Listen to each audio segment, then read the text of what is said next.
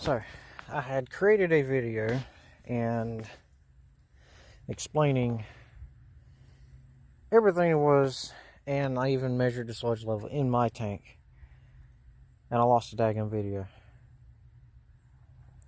because the app I use to edit or create my video, edit all my videos together,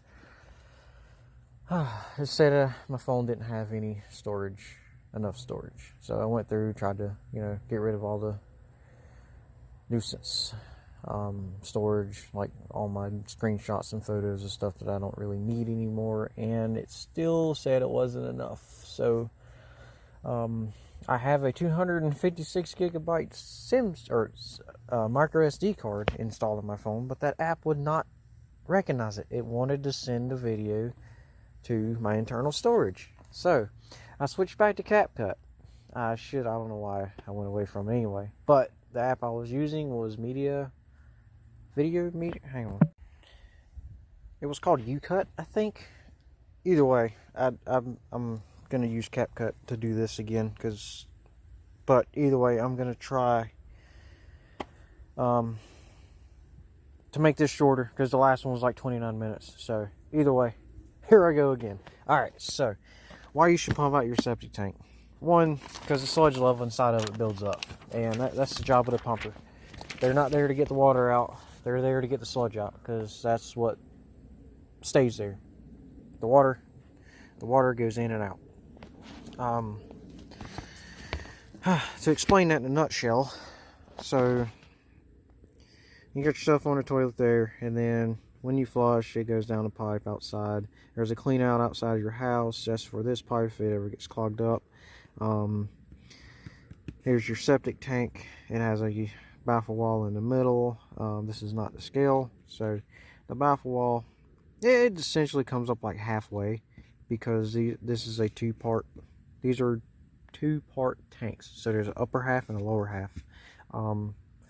They do make a top seam, which is a one-piece tank, and from what I know, those are a little different on their baffle setups, but it still does the same principle. But for this example here, I'm using a mid-seam split. So on the outlet, you have a filter that keeps all the suspended solids and solids outside of the drain field, which can cause issues on how your water, disperses out.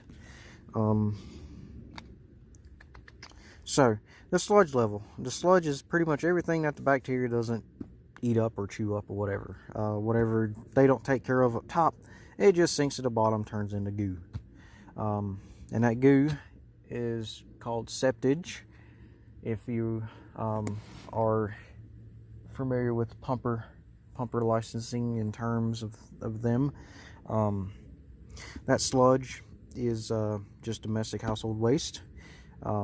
It'll build up and spill over to the liquid side, and if you keep going, it'll eventually build up to the point of where it really has nowhere else to go. So it'll eventually get up high enough to where it'll start creeping in. It'll start creating a level inside of the inlet pipe, and you'll have issues from there. I've seen sometimes too where the sludge level is kind of low, but it's still moderate. It's not high. But your scum layer, where your toilet paper, fats, oils, and all that stuff floats, that builds up so thick it'll actually cover up the inlet pipe where the water level is really down here, but that scum layer is just so thick that water has a hard time actually getting into the tank. Flushable wipes, do not flush flushable wipes. Do not, because I've seen where they create just a mat over the top where the scum layer would be. It's easy to break up with a shovel, but it's flushable wipes. I've pumped a tank where the residents used nothing but those. There was no toilet paper in that house, and I was a little lenient on allowing my helper at the time. I wasn't pumping. I actually had subbed out my pumping to a friend of mine, and when I told him that, he almost refused to he almost refused to pump that tank, and I don't blame him, because when we started actually trying to break it up and get it out of there, it would not come out. That stuff, it's like a towel. It turns into a towel. So toilet paper and any other biodegradable, or I'm trying to think of the word. I can't think of the word right now. It'll hit me. That stuff breaks down. The flushable wipes, they do not. They're literally like rags inside of a septic tank. It does not break down. In my experience of pumping, I have not seen where any of those things break down. They just turn into a mat on top, and then it just kills the tank. It just kills the tank, because the tank, it has to breathe. I.e. the vents through the plumbing in the house. So that's it on that. Most of your septic tanks are concrete construction. There are some plastic ones out there. I don't use plastic unless I can't get a tank truck around to it, or if it's just one of those, I just absolutely have to use a plastic tank. I'm not going to use one ever.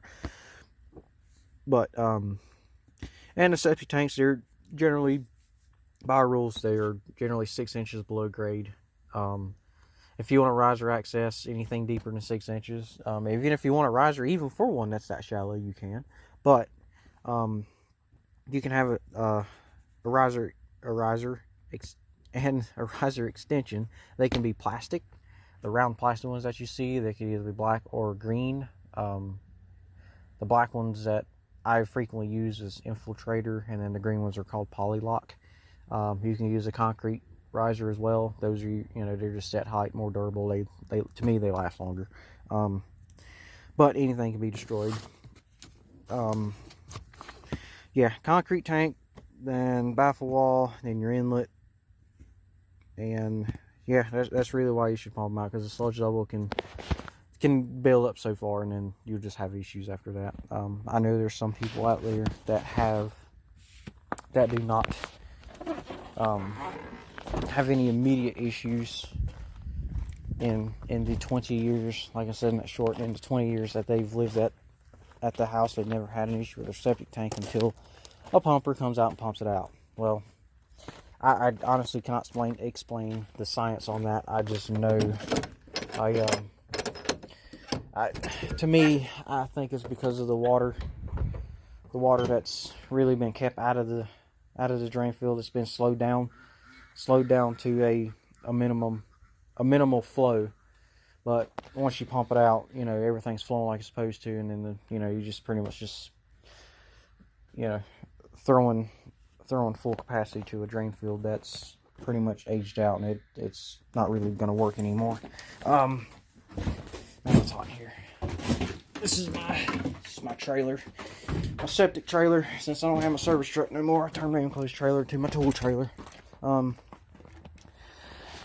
This here's a sludge stick. Yeah, that just screws together. I'm holding my phone, so I don't have two hands readily at the moment. But yeah, that just threads and screws together.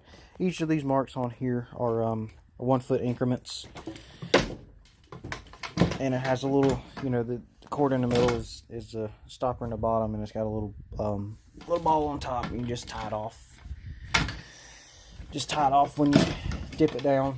So what that does, get back to my drawing.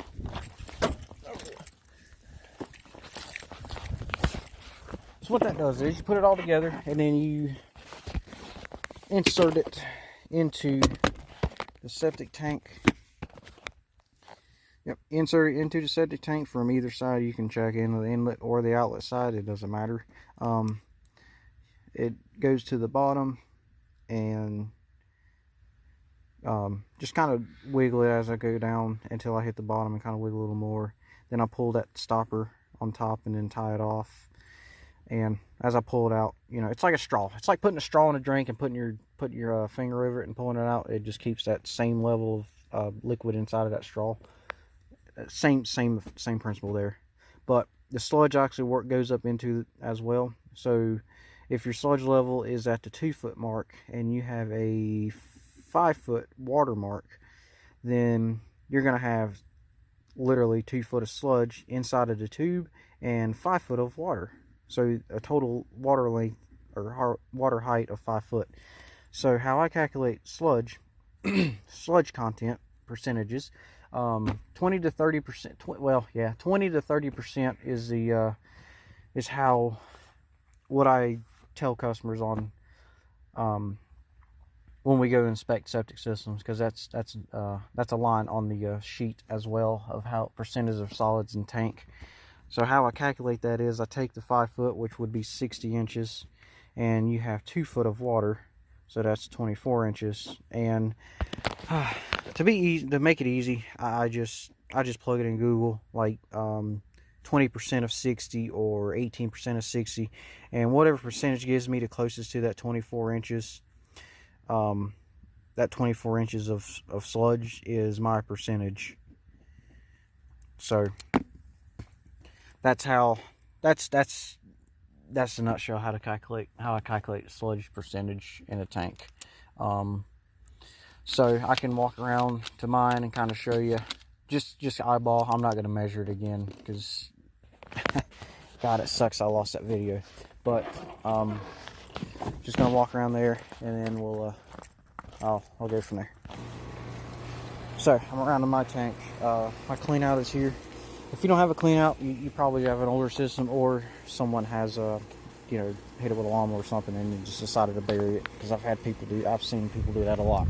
So how I find, if I come up to a house and I don't see a clean out, I'm gonna try to look under the house and see where the plumbing comes out through the wall, and just use my probe rod and try to find that pipe physically, and look at the topography of the land. Like if there's a bare spot like that right there, this is just an example. If there's a bare spot like that, or the grass just has a slight difference than the rest of it, then more than likely your tank's going to be there if it's shallow. The deeper the tank, the better the grass is going to grow, because the shallower it is, the shallower the roots are going to go, and the grass is not going to grow like you see here.